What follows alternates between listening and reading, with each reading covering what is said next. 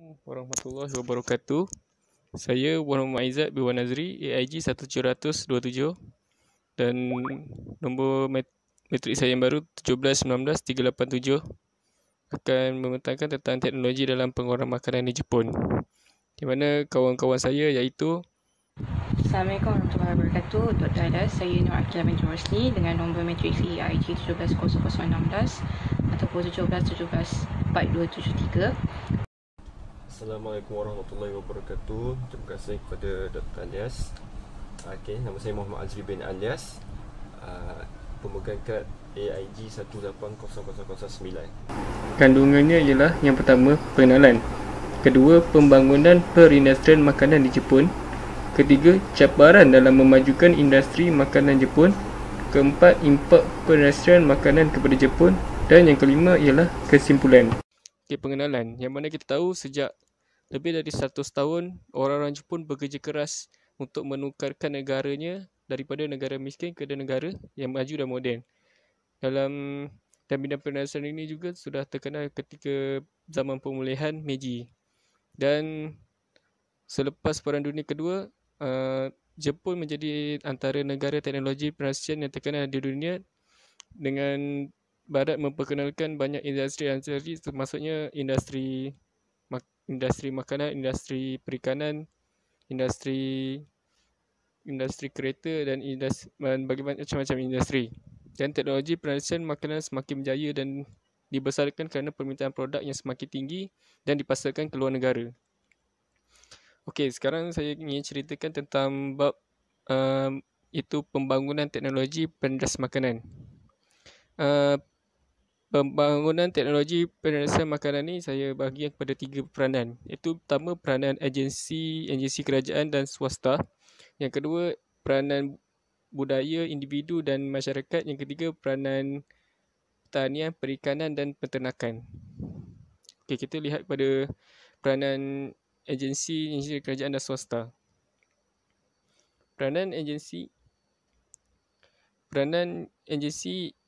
iaitu peranan agensi kerajaan dan swasta. Kerajaan memperkenalkan produk-produk makanan Jepun di dalam sektor pelancongan, dan mereka juga untuk memperkenalkan lagi produk Jepun ni, produk makanan Jepun, mereka telah bekerjasama dengan negara Islam seperti Malaysia dalam menghasilkan produk makanan halal. Dan yang mana makanan halal ni mereka ingin mengembangkan lagi kerana ramai juga permintaan makanan-makanan Jepun yang mereka ingin rasa, tapi masih ragu-ragu. Jadi mereka bekerjasama, contohnya Malaysia, untuk makanan ni untuk diproses untuk diminta sebagai jadi makanan halal lah. Dan antara yang terbaru ini, Jepun bekerjasama dengan Malaysia dalam menghasilkan produk makanan kepada atlet-atlet beragama Islam untuk Olimpik Tokyo yang akan datang. Dan kedua, memberi inisiatif kepada firma-firma yang menghasilkan produk makanan Jepun seperti inisiatif wang dan pembelajaran kepada rakyat yang ingin memasuki dalam bidang keusahawanan dari segi produk makanan. Dan tiga, Kementerian Kesihatan Jepun juga menekankan bahawa makanan di Jepun harus bersih dan tidak memudaratkan kepada masyarakat dan sesuai dimakan, tidak kira golongan umur. Okey, syarikat swasta seperti Chatri terletak di Hokuto City adalah syarikat pengeluar makanan yang terletak di Yamanashi. Mereka mengeluarkan produk manisan bebas daripada perisa tiruan dan pewarna, menjaga kesihatan kanak-kanak. Gula dan seterusnya, syarikat Shunkado Nugakipi dikenali di seluruh Jepun. Adalah satu gula-gula belut perisa dan popular di kalangan warga asing kerana mereka suka membelinya sebagai cenderati dan dapat mempelajari rahsia di sebalik keenakan makanan ini serta belajar mengenai sejarah Shunkado yang ditubuhkan pada tahun 1887. Dan sebenarnya yang baru-baru ini ialah program terbesar yang Jepun anjurkan iaitu Forma Japan, yang mana program ini memamerkan jentera dan teknologi pemprosesan makanan yang dia berlaku pada 9 hingga 12 Julai 2019 dan dihadiri 100,000 pelawat dalam dan luar negara.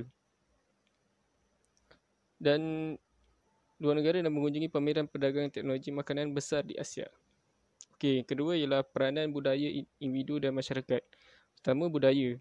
Budaya ni pertamanya pembuatan masih mengikut budaya ni kita masih Jepun ni masih mengekalkan, masih mengikut nenek moyang seperti pembuatan sushi. Dia dengan bekerjasama untuk mempromosikan sushi ni ke Malaysia, iaitu yang kita tahu Sushi King. Dan kedua ialah memakai pakaian tradisional seperti kimono yang akan menarik minat pelawat untuk cuba memakai pakaian tradisional Jepun ini. Dan ketiga ialah budaya Jepun yang sopan ketika makan diterapkan restoran makanan Jepun juga menarik minat orang ramai untuk datang ke restoran-restoran Jepun dan mencuba produk-produk makanan Jepun ni. Yang individu dan masyarakat pula memainkan peranan dalam mendidik orang, seperti sifat-sifat baik seperti jujur, tanggungjawab dan rajin harus ada pada setiap pekerja.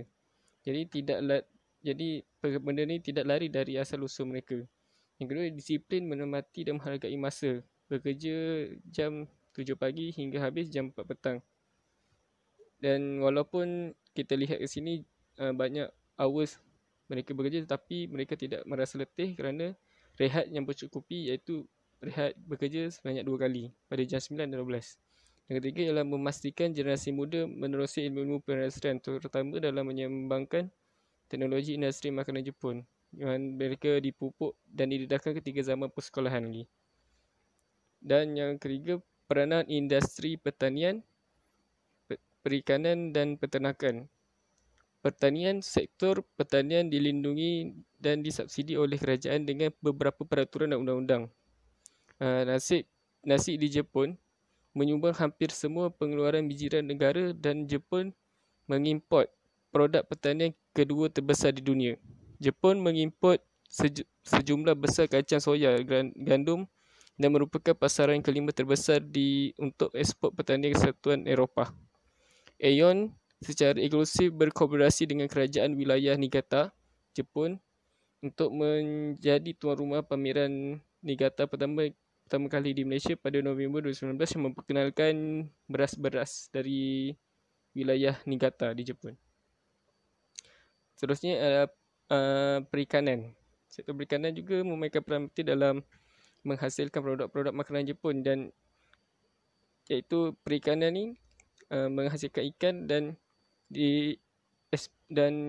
diberikan kepada produk-produk kepada sektor makanan untuk memproseskan produk makanan. Dan perikanan ni melakukan gabungan mereka dalam dia ialah mempunyai pasaran borong makanan laut terbesar di dunia, dipusatkan di pasar Tsukuyoji yang terkenal di peringkat antarabangsa. Yang ni pasar ni pentinglah dekat Jepun, yang mana ramai pengusaha-pengusaha makanan mengambil bahan-bahan mentah daripada pasar Tsukiji.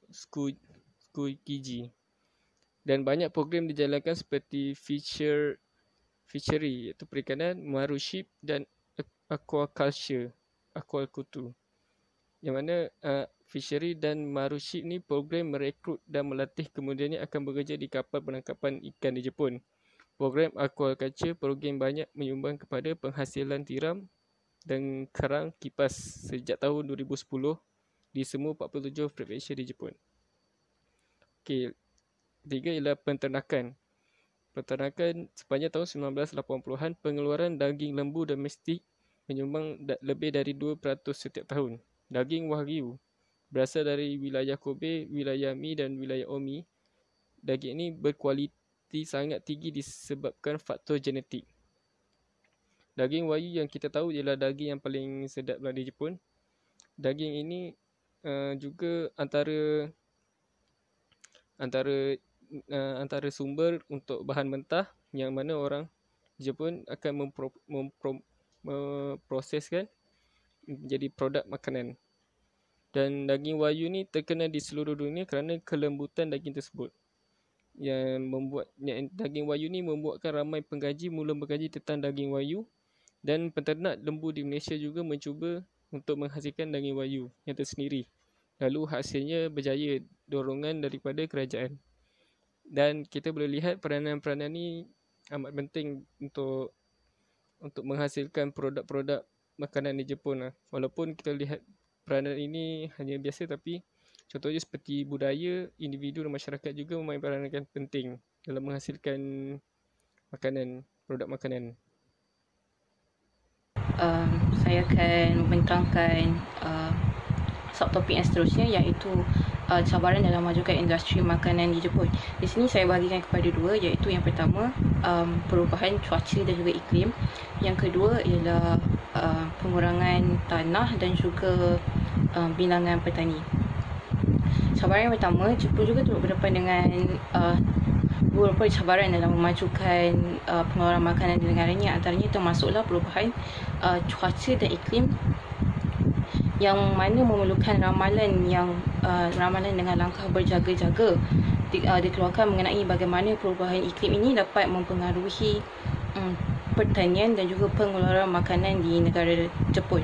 Dan bagi Jepun, beberapa kajian dalam beberapa tahun kebelakangan ini menggambarkan gambaran yang agak suram mengenai kesan perubahan iklim terhadap pengeluaran makanan serta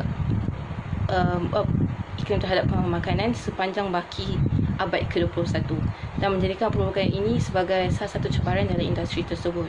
Menurut salah seorang wakil daripada Kementerian Alam Sekitar, iaitu Takuya Nomoto, di sebuah simposium pada tahun 2013, beliau mengatakan bahawa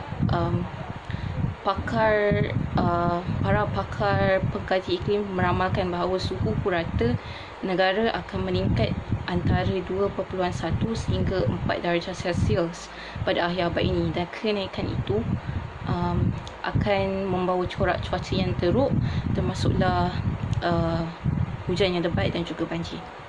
Dan hal ini diramalkan akan memberikan impak terhadap tanaman yang paling asas di Jepun, iaitu seperti yang kita tahu, iaitu beras.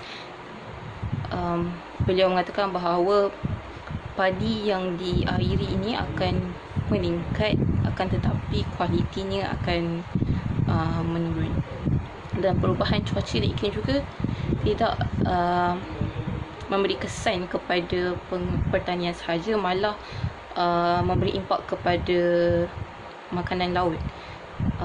Contohnya seperti ikan sauri dan juga salmon Pasifik, yang mana agak terkenal dan popular di musim luruh, agak sukar untuk didapati di perairan disebabkan cuaca yang agak panas.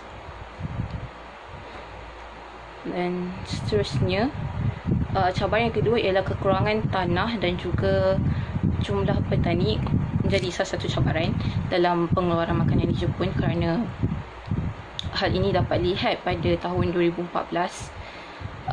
Dari keseluruhan tanah, hanya 12% tanah yang dapat dijalankan aktiviti penanaman dan juga pertanian, dan ia menjadi halangan terbesar untuk sektor pertanian dan juga pengeluaran makanan untuk berkembang.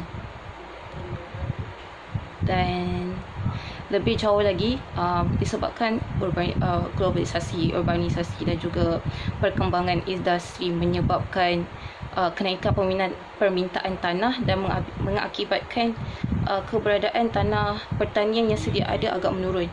Tanah pertanian yang terhad menjadi lebih terhad dan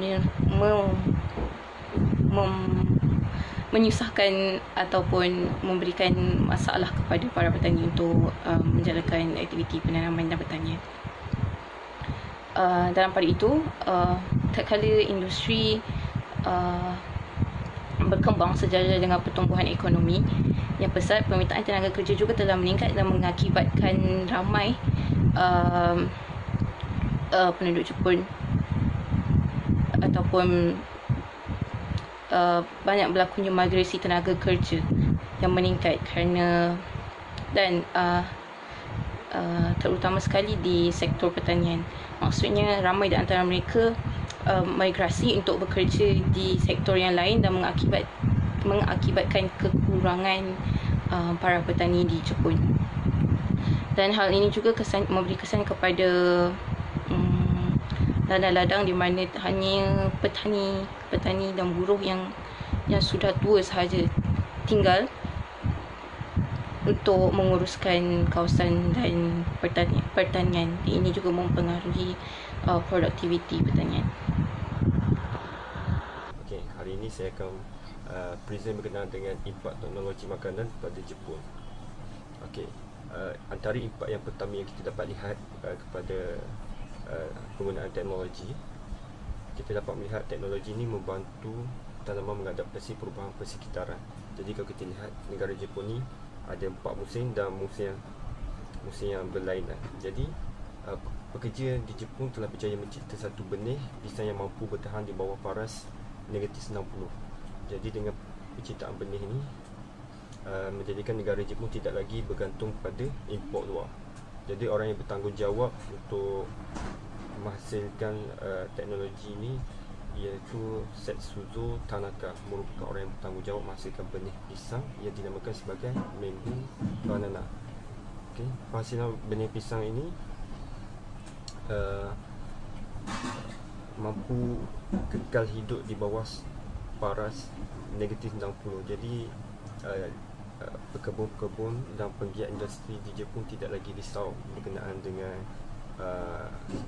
musim, cuaca, suhu dan sebagainya, kerana wujudnya teknik penanaman dan teknologi terhadap pembenihan ini, penghasilan buah-buahan ini mampu bertahan di pelbagai musim. Okay. Dan yang seterusnya, teknik yang tidak menggunakan sebarang bahan kimia dalam pertanian dan menggunakan hanya bahan organik. Okay. Teknik-teknik penanaman ini juga menggunakan bahan-bahan organik, dia tidak bergantung kepada bahan kimia. Jadi penghasilan buah-buahan ini adalah bebas daripada sebarang bahan kimia. Dan pada masa sama, rakyat pengguna di Jepun itu sendiri mengambil berat berkenaan dengan keselamatan makanan. Jadi penggunaan organik ini pasti akan memberi kesan yang positif kepada pengguna di Jepun itu sendiri. Penggunaan teknik pembukaan benih ini diperluas kepada buah lain. Okay? Maknanya bukan kepada negara bukan maknanya untuk buah-buahan pisang saja, tapi sekarang ini telah diperluaskan untuk buah-buahan lain seperti lychee, guava, nanas dan sebagainya. Jadi dengan perluasan ini, ianya mampu untuk menjadikan negara Jepun ini sebagai model yang baik dalam menghasilkan buah-buahan yang berkualiti tinggi. Dan penggunaan film farming juga dilaksanakan kerana tidak menggunakan sembarang tanah. Okay. Pekebun-pekebun di Jepun juga telah berjaya mencipta satu field farming, iaitu satu alat yang tidak menggunakan tanah untuk melakukan aktiviti penanaman. Jadi mereka hanya menggunakan field farming dengan dibantu dengan air, dan dengan keadaan tersebut buah-buahan di Jepun ni mampu memberikan hasil tanpa sebarang tanah. Jadi ini satu teknologi yang baru dan akan banyak memberi manfaat kepada pengguna di Jepun itu sendiri. Okay. Impak seterusnya adalah penggunaan tanah menjadi lebih efisien. Kalau kita lihat di Jepun itu sendiri, penggunaan tanah itu adalah sangat terhad, dan tanah-tanah di Jepun itu kebanyakannya tidak sesuai, dan ditambah lagi dengan keadaan radioaktif akibat daripada tsunami yang berlaku di Jepun pada 2011 di wilayah Fukushima, menyebabkan ramai pengguna tidak yakin dengan produk pertanian yang dihasilkan oleh kebun Jepun kerana bimbang dengan kesan radioaktif. Jadi Jepun telah membangunkan perladangan secara digital dengan dibantu oleh teknologi IoT dan AI, Artificial Intelligence. Jadi dengan kaedah yang ini, kaedah yang diperkenalkan ini apabila wujud kebimbangan mengenai kekurangan bekalan air pada tahun 2030. Jadi tahun 2030 dijangka berlaku kekurangan air, dan dengan kewujudan AI dan IoT ini, ianya mampu untuk menjadikan pengurusan sistem penggunaan air dikawal oleh komputer, mampu untuk menjimatkan air dan sebagainya, mempermudahkan segala urusan.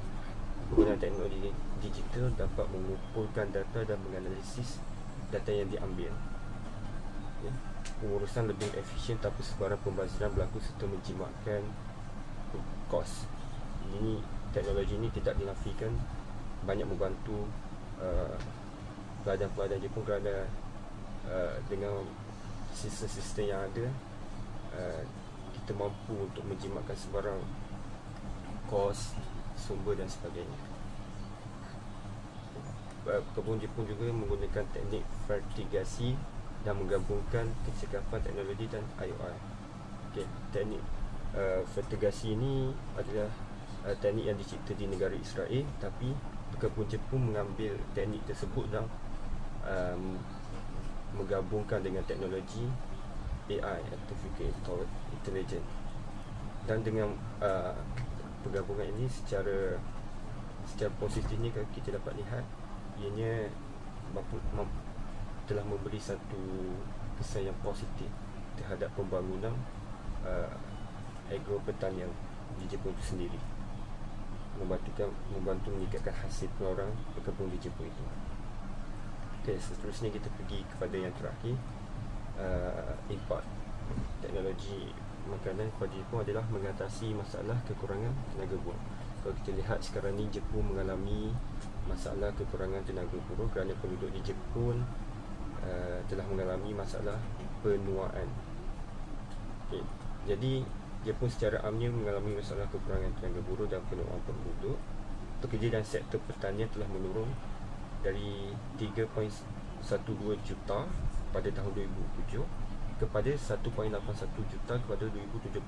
Dalam tempoh 10 tahun, banyak penurunan secara drastik, hampir 2 juta pekerja dalam bidang pertanian tidak lagi wujud. Syarikat dalam bidang berkaitan seperti Kubota Corp dan Iseki Company telah menghasilkan kenderaan tanpa pemandu dengan menggunakan sistem GPS. Jadi syarikat-syarikat di Jepun ni telah menghasilkan satu kenderaan yang tidak menggunakan tenaga manusia tapi menggunakan robot. Jadi dengan berhasilan teknologi robotik ini, ia mampu untuk menampung kekurangan tenaga buruh serta membantu menghasilkan pengeluaran dalam skala yang besar dengan dibantu oleh teknologi. Sistem Fujitsu Akisai, iaitu satu teknologi pembenihan awal telah digunakan dalam sektor perdagangan di Jepun. Maknanya bukan saja di tanah tapi di awan pun Jepun membangunkan satu teknologi, iaitu pembenihan awan. Jadi jika berlaku musim-musim kemarau dan sebagainya, penggunaan sistem Fujitsu Akisai ini mampu untuk memberi satu nilai tambah kepada kebun Jepun, kerana dengan pembenihan awal ini dapat memberikan sumber air kepada tumbuh-tumbuhan dalam sektor pertanian.